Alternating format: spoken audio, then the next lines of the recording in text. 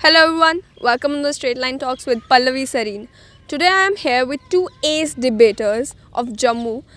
And don't worry, we are not here for a debate. We are actually here to talk to them and figure out what it takes to, be a ace debater, win competitions. You can see these trophies in their hands, right? They have just won the zonals. And let's just talk to them and find out how. Your name? Seerat Baji. And yours? I'm Shivika Thakur. Sirat and Shivika. Were you like paired together in this debate? Yeah, we were a team. And what was your topic like?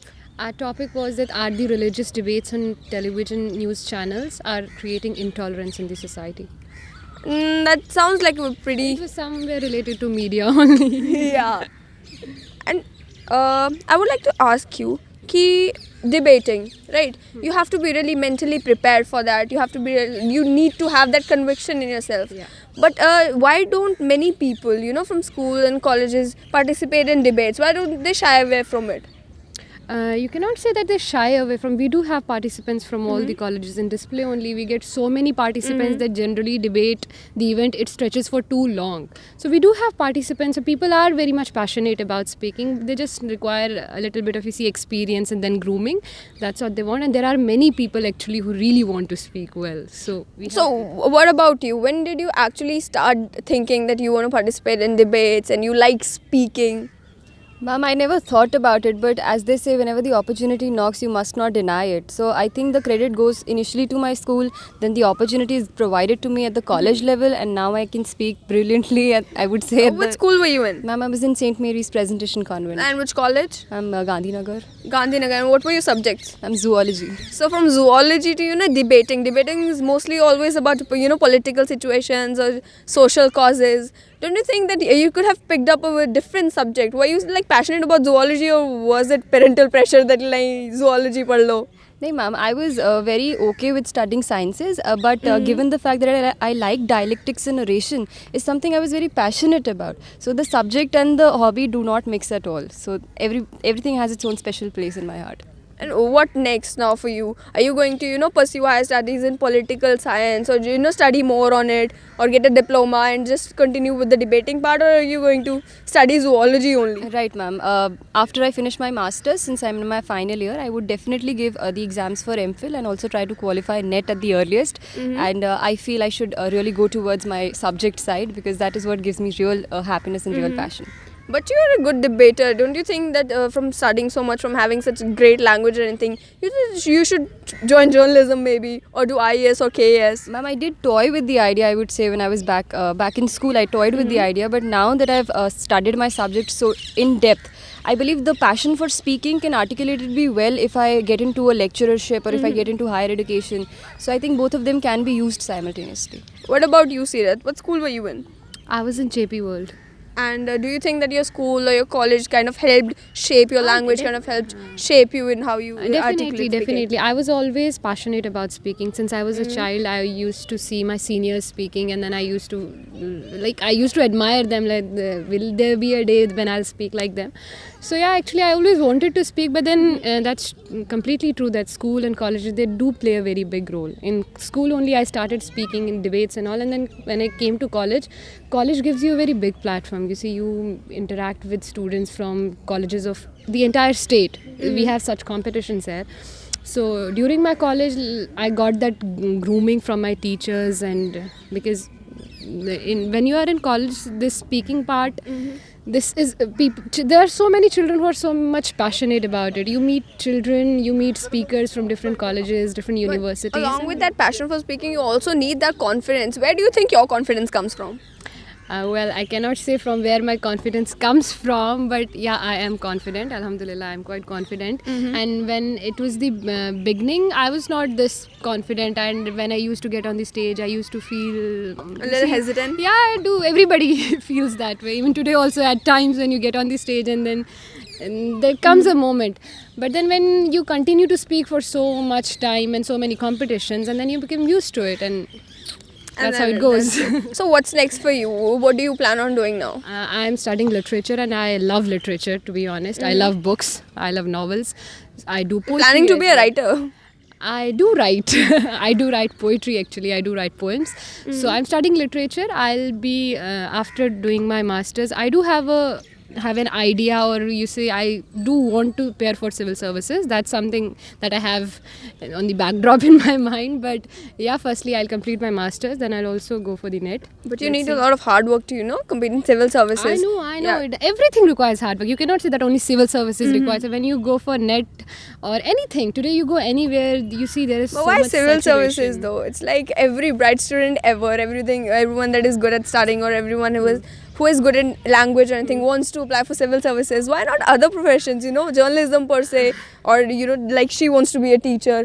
What else? There are so many other professions. Why can't you be a politician?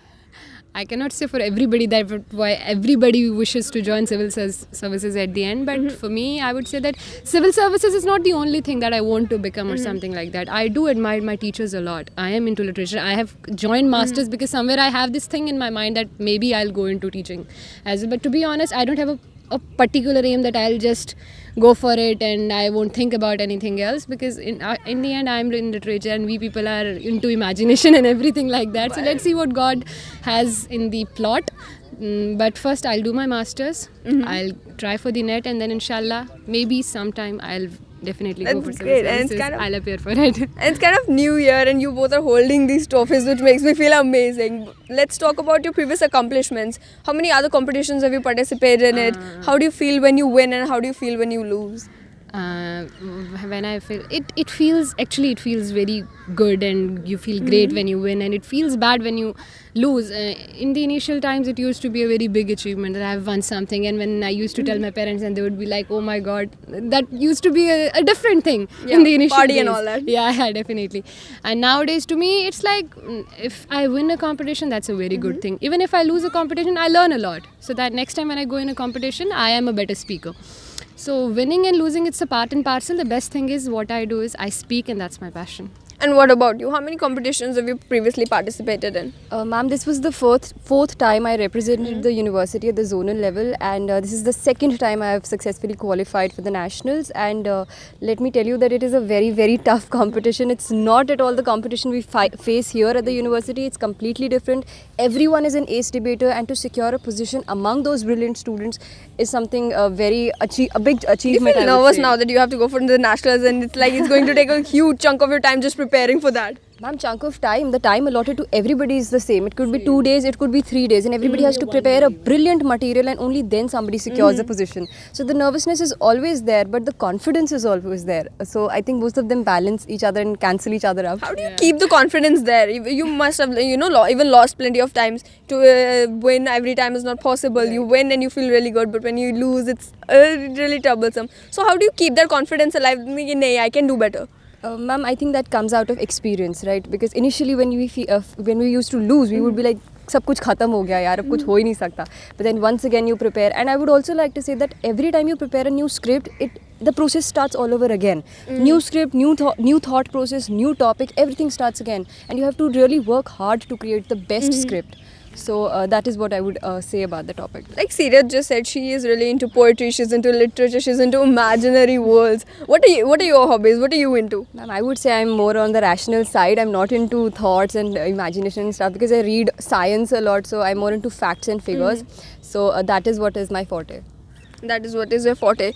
I would like to ask, the both of you, something that you would like to tell the younger generation, the younger audiences who also like talking but don't have the confidence yet, who also want to debate but are not sure that if they'll be able to do it. What do you say to them?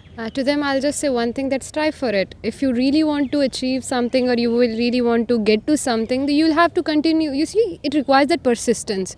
And you have to be consistent, and then you have to continuously give your best, and you can always give your best, and you have to strive for it, and eventually you'll get there, but never give up. That's what I'll say. What would you say? Now I would say read a lot, because all the topics that come, they are very regular topics, the topics that affect the society at large. So read a lot, read the explained pages, read the editorials. Then I would say listen to people who are best orators, right? Be it a politician you admire, be it somebody from the corporate world. Which politician do you admire? Ma'am, Shashi Thakur as of now. I love the What about you? Every debater admires Shashi Thakur. There's no second thought But to you it. must have a different favorite. Any politician who's my favorite? I don't admire politicians that Orator. much, to be honest. Shashi Tharoor is a brilliant orator. All right.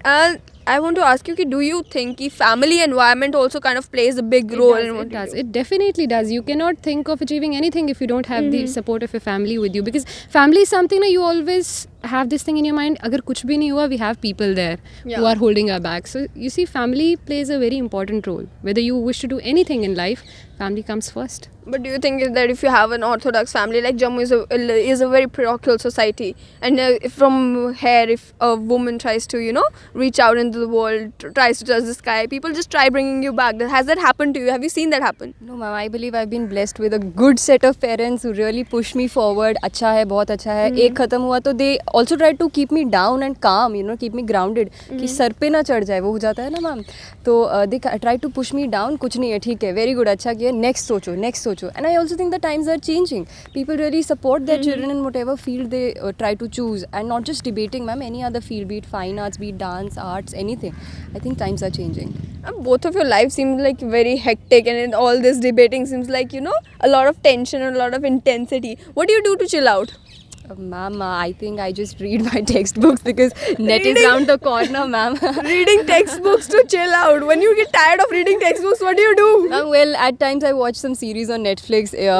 Recently I watched The Crown, so it was good. At least some sanity here. What do you do?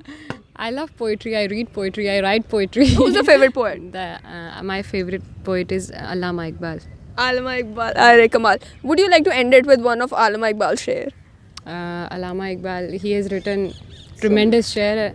Just one thing, because you just said that what do you want to tell the people who want to get into this, कि खुद ही को कर बुलंद इतना कि हर तकदीर से पहले खुदा बंदे से खुद पूछे बता तेरी रज़ा क्या है. And on that note, we would like to end this segment. This was Pallavi Sareen on the Straight Line Talks. We'll see you again sometimes. Till that time, like, share, subscribe. Bye-bye.